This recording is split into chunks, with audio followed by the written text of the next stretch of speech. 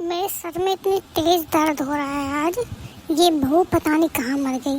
बहू, ओ बहू, पता नहीं कामचोर कहीं की कहाँ चली गई। हाँ मम्मी जी।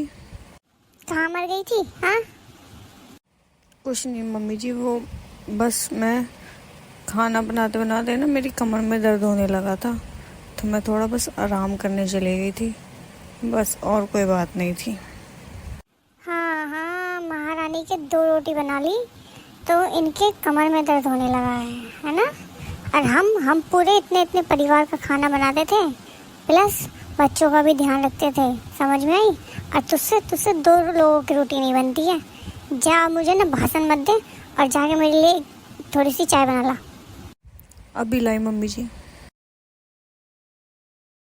कामचोर कहीं की, ये स्पेशल माँ बन रही है। हम तो कभी माँ बने ही नहीं थे।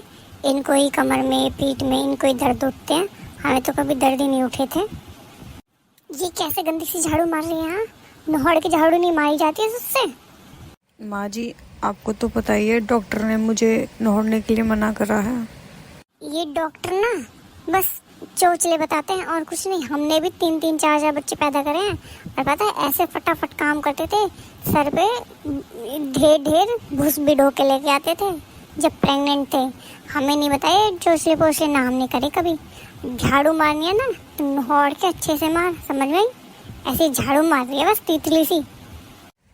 मम्मी जी को मेरा दर्द कभी क्यों समझ में नहीं आता है, मैं क्या करूं? मुझे पता है मैं किस तकलीफ से गुजर रही हूँ इस टाइम। इस बहू से 100 बार बोला है कि मेरा सूट या मेरे कपड़े बिल्कुल अलग धोया कर। सबके साथ धो के मेरे कपड़ों का रंग देखो कैसा कर दिया है।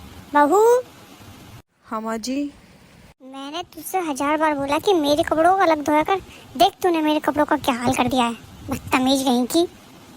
माँ जी, आपको तो पता है ना कि मुझसे ज़्यादा देर बैठ के कपड़े धुले नहीं जाते हैं ना, बस इसलिए मुझसे ये हो गया। आगे से मैं ध्यान रखूंगी माँ जी।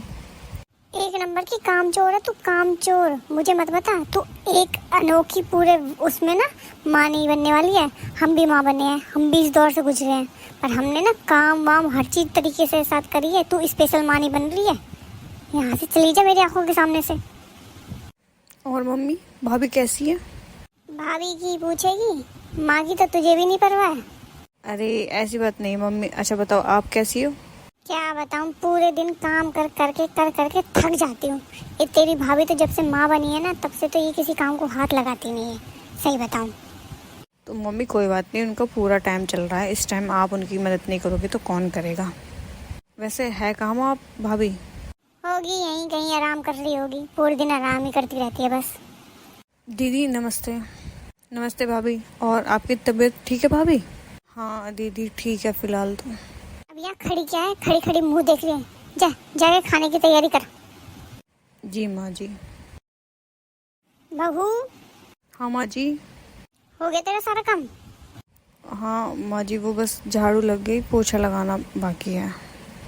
पोछा ना वाइपर पे लपेट के मत मार दिया, पूरा घर ऐसे चिपचिपा रहा है। हाथ से जाके पोछा लगा, बता रही हूँ मैं तुझे। क्या तू वाइपर से लपेट के पोछा मार दे तो मुझे बिल्कुल भी पसंद नहीं आता। पूरा घर ऐसे चिपका रखा है तूने, नरक दे रखा है पूरे घर में। जा अब यहाँ से। माँ जी को क्या बताऊँ कि मुझसे बैठ के पोछा नहीं लगता है अब। माँ जी कोई बात समझने के लिए तैयार ही नहीं है। पूजा, तू पोछा क्यों लगा रही है? हाँ, मैंने तुझे यहाँ काम करने के लिए बुलाया है। मम्मी, मैं जब से यहाँ आई हूँ ना, आपको तब से देख रही हूँ। आप भाभी से कभी सीधे मुंह बात ही नहीं कर रहे हो। हाँ, उनकी परेशानी को देख ही नहीं रहे हो। आप जब देखो उनको डांटते रहते हो, गुस्सा करते रहते हो उन पे। ये कोई तरीका है? हाँ, जब मैं माँ बनी थी आप मेरा कितना ध्यान रखते थे। अब वो माँ बनी है तो आपका फर्ज बनता है उनका ध्यान रखने का। उनकी पीठ से अगर पोछा नहीं लगता, वो वाइपर से तो लगा रही है कम से कम। और जब से मैं आई हूँ, जब से आप ये बोल रही हो कि मैं काम कर रही हूँ, मैंने तो आपको कोई काम करते नहीं देखा। हाँ, वो आपकी बहू कम बेटी ज़्यादा होनी चाहिए, क्योंकि मैं इस घर में नहीं, अब भाभी आपका ध्यान रखती है। माँ, मुझे आपसे ये उम्मीद नहीं थी कि आप भाभी के साथ ये सब करोगे। मुझे सच में आपसे ये उम्मीद नहीं थी। मैंने नहीं सोचा था कि मेरी माँ ऐसी भी होगी कभी। आज मुझे बहुत शर्मिंदगी महसूस हो रही है मम्मी। बेटा मुझे माफ़ कर दे, मैंने उसके साथ सच में बहुत गंदा सलूक करा है। मैं आगे से ऐसा कुछ नहीं करूँगी। मम्मी माफ़ी मुझसे नहीं, भाभी से जाके मांगो। अगर भाभी आपको माफ़ कर देंगी तो मैं आपको माफ़ कर दूंगी। दोस्तों, हर सास को अपनी बहू का दुख देखना चाहिए, खासकर ऐसे समय में जब उसको ज़्यादा से ज़्यादा अपने माँ की और अपने परिवार की ज़रूरत होती है। प्रेगनेंसी में बहुत चीज़ें आती हैं जब आदमी को सहन करना पड़ता है, तो उसमें उसके परिवार वाले साथ नहीं देंगे तो कौन साथ देगा। अगर आपको हमारी वीडियो अच्छी लगी हो तो हमारी वीडियो को लाइक शेयर और सब्सक्राइब जरूर करें।